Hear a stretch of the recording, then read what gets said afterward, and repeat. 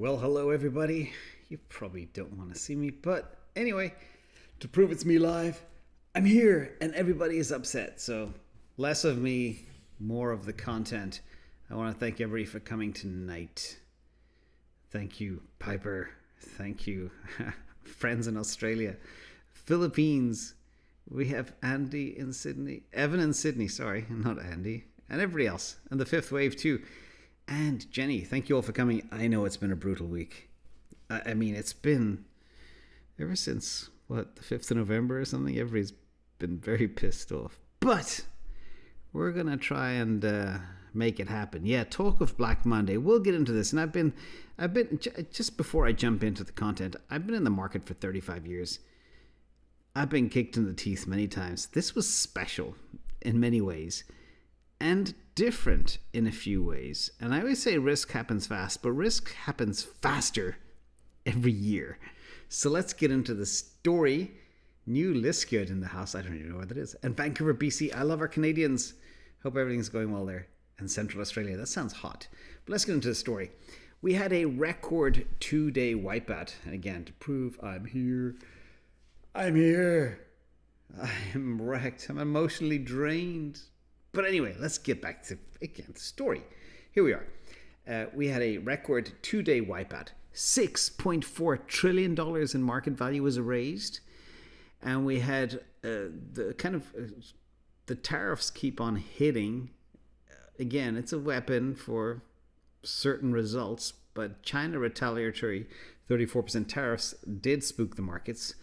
Fed Chair Jerome Powell also said tariffs will increase inflation. People are worried about their $1,000 iPhone becoming a $1,200 iPhone or a $1,500 iPhone. And that hurts. People are hurt because they're afraid of what Jerome Powell said about inflation. And they see their assets go down, with one exception. We'll get into that in a second too. March jobs came in way stronger, but the job reports are always BS from the BLS. And retail investors bought the dip. And I've been told, since I've been doing this, I've noticed retail investors pick up on things way quicker than TradFi. TradFi really need to see results before they jump in. But anyway, enough of me rambling. Let's get into the story. Not financial advice. Thank you to everybody on Patreon. And I know everybody's upset. Nobody likes losing money, okay? And I always say, investing is a blood sport. Well, we learned that this week for sure. Who did not get their nose bloodied this week? But when you look at crypto first, we'll talk about the historic data in a minute.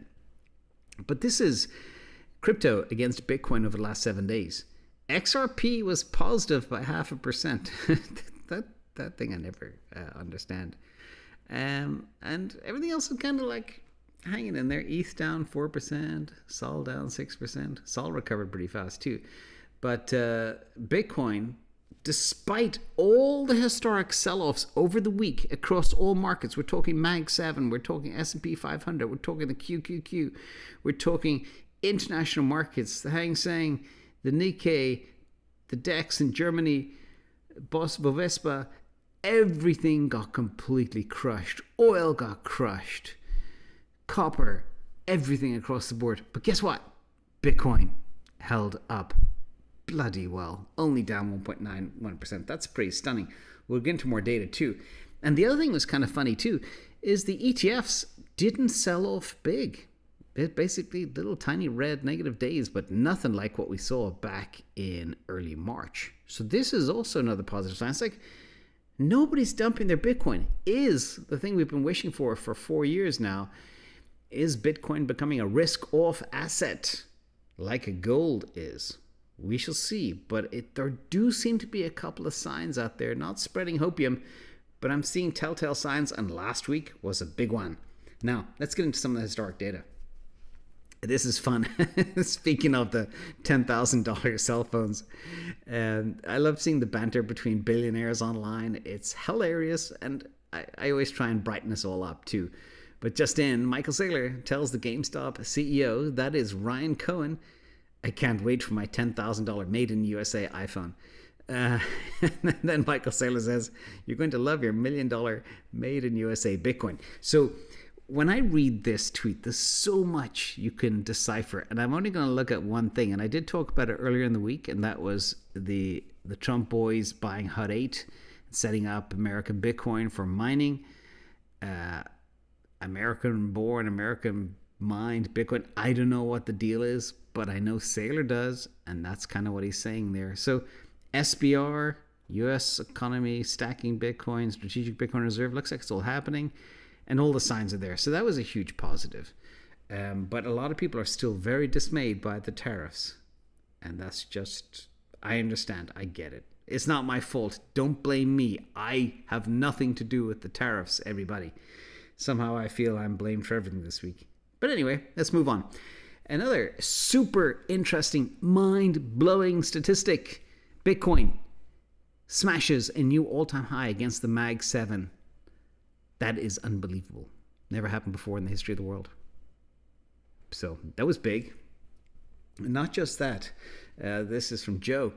Bitcoin is about to make a new all-time high versus the NASDAQ. These are indexed over indexed. And Bitcoin is, again, what would happen if there was a monster shift out of big tech into Bitcoin? Bitcoin's a tiny asset compared to big tech.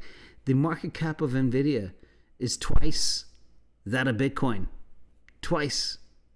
Again, what would happen if everybody dumped their NVIDIA? By the way, I bought some this week. And then they tried to buy Bitcoin. So again, just remember, Bitcoin's very small. We're very early. We're here. And it's been a good week for Bitcoin. And you can see this from Michael Saylor. Again, he's been smiling since November. He knows something's up. But in the week where NASDAQ had its worst day, literally everything smashed down between 5 and 10%, some 12, 15% down. MicroStrategy was up. Not much, but still, it was positive. And that took a lot of people by surprise. Again, perhaps they're seeing risk off. Now, let's talk about some of the history. April 3rd, it's now April 5th. April 3rd was Thursday. We had the largest one-day sell-off in history. Unbelievable. That is a historic, and this is from Kobasi, historic sell-off. So if you feel like your little stock market account got hit, yeah, you just went through history. The biggest, worst day ever in history for the S&P 500. And this is kind of interesting. Bloomberg, S&P 500 tumbled into correction. We're now in a correction, the 7th fastest ever in the history, going back to 1929. 100 years, again, on renewed tariff worries. Everybody's afraid the tariff war will create a new trade war, which will create a global recession, which will increase the price of everything. With that type of outlook, everybody is terrified. And I get it. I understand. But this is also interesting. Again, more data, which is historic, so we have to touch on it. Bitcoin withstood the 5th worst day window for stocks since 1945 and didn't move. It was flat. Okay? Didn't go up, but it was flat, and that tells me it's a risk-off puppy. Very good news. Very good news. Especially, and the reason this is important is if you imagine portfolio managers, they want to find a way not to have, or they want to build a bag of uncorrelated assets. When they see things like this, stock market tanking, whoops, where does the slide go? Oh, I'm not showing the slide. Whoop, hang on a second. When they see things like this, and they see Bitcoin staying flat, then it tells them they need to have Bitcoin in their bag, which means the allocations to Bitcoin will be bigger in the near future for those portfolio managers that understand about inversely correlated assets, etc. Anyway, that was interesting. Another crazy news too, and this always happens time and time again. This is a chart from Charlie Bolello. Now, my interpretation of this is a little bit twisted because I've lived through this before. First of all, the gray lines are recession, and you can see the fear is max normally during big sell-offs, and this is the investor sentiment. It is, I can't remember, 62% of people are bearish, and this is the third highest really ever. So think about that. October 1990 bear market, I think it was 67%. March 2009 bear market was 70%. both these things happened in a gray shaded area, which was a recession. Okay? I've been saying for years, we're in a recession. There are many recessions happening at any one given time. There are states that are in recession. There are industries that are in recession, etc. We had a tech recession about a year or 2 years ago. We came out of that with AI. Commercial real estate has been in a recession for years. Residential real estate, recession. Manufacturing, recession. You name it. Recession is all over the place. What's interesting about this, though, is we have this historic sell-off, not in a recession. The other thing that I find very interesting is, as I say many times, by the time the government tells you we are in a recession, we're already coming out. And the third point that I see in this, when the bears are absolutely max bearish, guess what? Every time the market goes up afterwards. Okay, so we've been through the worst of it. When people are completely terrified, that's when the blood is in the streets, and that's when you buy, everybody. And that's why you have cash. The other thing that I've stressed in this channel, always have some cash. The only time you ever deplete your entire bag of cash is in historic moments like C19 and I think it was March 20th, 2020. And other times, .com bust, when you see it's coming, that type of stuff. That's when that's after those events happen, that's when you blow all your cash. Now, the other big story, and sorry this is a bit of a macro story, but it really covers everything that happened this week, because we know everything got murdered. There's no point in sharing charts of what got murdered. But a big part of the problem that needs fixing is this US trade deficit. It keeps on going down at an accelerated pace. New record trade deficit, $1.33 trillion. Okay, that's monstrous. And that is what people are trying to fix. And in order to fix things, again, you need to break a few eggs to make an omelet and yada yada. But let's get on to more of the story. Retail did buy $5 billion yesterday from Watch Your Guru, or $4.7 billion in stocks yesterday, the most in 10 years. So hedge funds dropped $40 billion, retail by $5 billion. What do you out there, retail investors, know? Actually, let me know, because I'm going to watch your comments live. Did anybody have cash to buy the dip this weekend? Tesla 180. Hey, Nicole. Yeah, 220 is good. 180 is a big stretch. But who knows? I mean, the market's bad, but a lot of signs there are saying, well, maybe most definitely the worst is over. Because you can't break history. The worst 2 consecutive days in history for the S&P 500. And you can't expect it to be worse next week. There's not enough juice in the tank to take it down worse, okay? It could be negative, but nothing like the damage we've seen this week. And that's just my experience. I could be completely wrong, and do with that as you may. And this is funny. Kobasi also came out and said, while hedge funds ran for the exits, retail investors bought like never before. Retail investors know they need to take control of their own existence. They no longer rely on TradFi, and they go counter to the money managers, the hedge funds, etc. This is a great moment, and this has been very polarizing, and the markets have never been this polarized, where you see retail investors going the opposite direction of hedge funds. I think it's the best thing I've seen in years. I'm delighted for you all who went out there and bought the dip. In addition, everybody's polarized right now because everybody's stressed and everybody's trying to hate each other. But let me share some good news too. I talked a bit about this before, and I did promise you 3 to 4 rate cuts in 2025. Look at this. We could have a 5th cut this year. This is the new probability rate cuts in the futures markets. Okay, first cut, June. 2nd, July. 3rd, September. Remember, they take August off because the 420 PhDs, they need a month off every couple of months. Anyhow, 4th cut, October, and the 5th cut, December. 59% chance. 5 cuts. Can you imagine what that'll do to liquidity and risk assets? It's going to be crazy. Remember, when rates go down, when interest rates goes down, it enables more borrowing, which brings about more liquidity, which brings about more buying, which means things go up. Real simple. So, hang tough, everybody. Future's good. Also, this is from Watch Your Guru again. UK Prime Minister Keir Starmer seeks new trade deal with the United States to remove tariffs. This is after Vietnam, Argentina, etc. If I mention those countries, people lose their minds, so I won't. But anyway, things are changing. Maybe is the strategy working? I don't know. In other crazy news too, we do have DCA on Monday, and we have our market manipulation expert, Marty, is going to be on the show.